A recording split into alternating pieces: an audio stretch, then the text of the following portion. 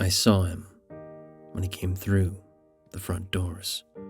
Tall, solidly built, dark brown hair and eyes. Skin still fairly dark, because it had been dark when I had made him a vampire. Walking a little too fast, but basically passing for a human being. My beloved David. I was on the stairway, the grand stairway. It was one of those very opulent, old hotels, divinely overdone, full of crimson and gold, and rather pleasant. My victim had picked it. I hadn't. My victim was dining with his daughter, and I had picked up from my victim's mind that this was where he always met his daughter. For the simple reason that St. Patrick's Cathedral was across the street. David saw me at once, a slouching, blonde, long-haired youth, bronze face and hands, the usual deep violet sunglasses over my eyes, hair presentably combed, for once, body tricked out in the dark blue double-breasted Brooks Brothers suit. I saw him smile before he could stop himself. He knew my vanity, and he probably knew that in the early 90s of the 20th century. Italian fashion had flooded the market with so much shapeless, hangy bulk, formless attire, that one of the most erotic and flattering garments a man could choose was the well-tailored navy blue Brooks Brothers suit. Besides, a mop of flowing hair and expert tailoring are always a potent combination. I didn't mean to harp on the clothes. To hell with the clothes. It was just I was so proud of myself for being spiffed up and full of gorgeous contradictions. A picture of long locks, the impeccable tailoring, and a regal matter of slumping against the railing and sort of blocking the stairs. He came up to me at once. He smiled like the deep winter outside, where people were slipping in the frozen streets and snow had turned to filth in the gutters. His face had the subtle preternatural gleam, which only I could detect and love and properly appreciate, and eventually kiss. We walked together onto the carpeted mezzanine. I hated it, that he was 2 inches taller than me, but I was so glad to see him, so glad to be near him. And it was warm in here, and shadowy and vast, one of the places where people do not stare at others. You came. I didn't think you would. Of course, he scolded, the gracious British accent breaking softly from the young dark face, giving me the usual shock. This was an old man in a young man's body, recently made a vampire, and by me, one of the most powerful of our remaining kind. What'd you expect? He said. Armand told me you were calling me. Ah, that answers my first question.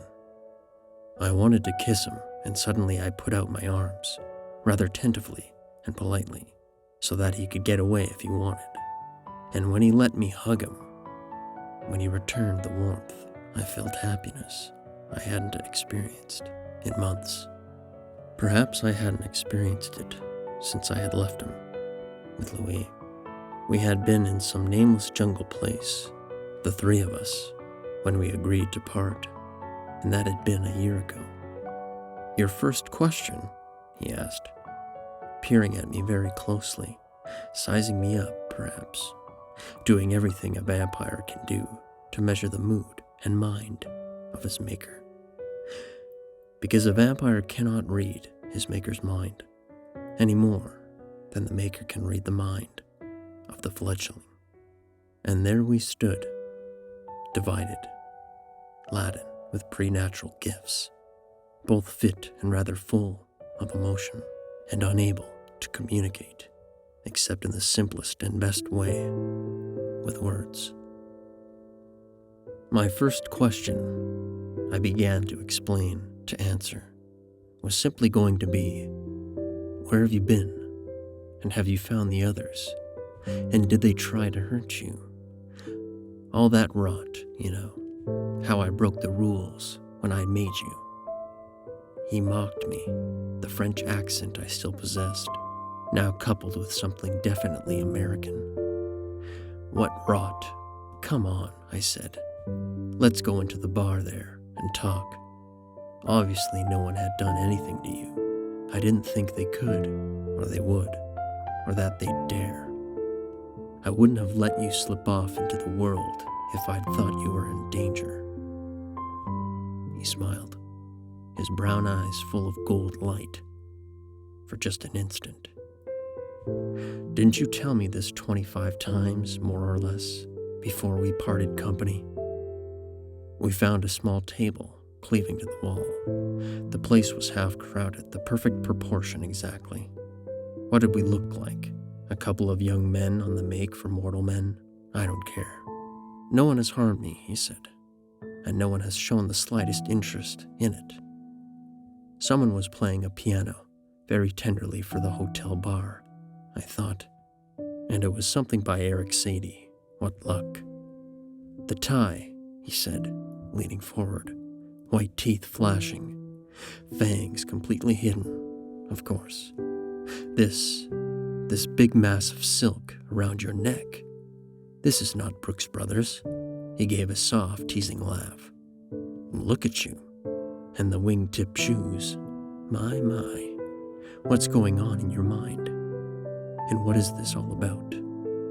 The bartender threw a hefty shadow over the small table and murmured predictable phrases that were lost to me in my excitement and in the noise.